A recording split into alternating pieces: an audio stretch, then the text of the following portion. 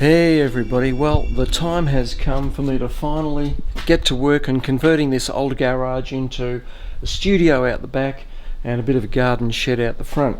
Formerly was space for one whole car and a whole heap of timber racked out that I used to do when I was doing building so much. But now I'm converting it, because I'm concentrating on video, converting it into a bit of a studio. So what I wanted to show you first though was what I did yesterday. I built this small wall frame. One of the things when you build a wall frame that you have to do is make sure it's square. So how on earth do you get a wall frame when you've got junk, like I've got junk everywhere here, and there's just very little to work off, and without having to move everything out, clear the space. And I know that would have been ideal. Yesterday was pouring with rain, I couldn't put anything outside, and I really wanted to get stuck into the job. So what I did, I know that this wall here is straight and it's square with the rest of the house. So I'm not too sure about the side walls and the end wall here though. So what I did, because I know this wall is straight, and I use the old education system, high school Pythagoras algebra, and so some of that math from school does come in handy. And if you remember back to the old 3, 4, 5 of Pythagoras, the sum of the square of the two sides on a right angle equals the sum of the square on the diagonal to that right angle. So I know that this corner here, because I've got a straight wall, if I come off that angle there at a right angle, the sum of those two sides is going to equal the length of this wall here. So what I do is I fix my point, which in this case was down there. Fix my point. I came out and measured out exactly 3 meters. So 3 meters from that point that way, mark it, then come out, just laid out that bottom plate.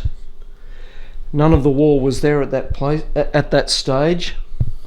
The bottom plate was put in place and fixed, but not permanently. So from the same point down there, 4 meters, measured out to 4 meters out this way, and then the diagonal across from those 2 points, from the 3 meters and from the 4 meters, I moved that wall, because that one's fixed. I moved that wall, where the timber plate is, stuff everywhere still. Where the timber plate is, I moved that wall, leaving that where the right angle I wanted to be, leave that fixed, and move this end here until I got exactly that 5 meters on the 4 meter point. So therefore I know that angle down there is a perfect right angle. That's how it became a perfect right angle. So 3 meters out that way, 4 meters out that way, and 5 meters across diagonally.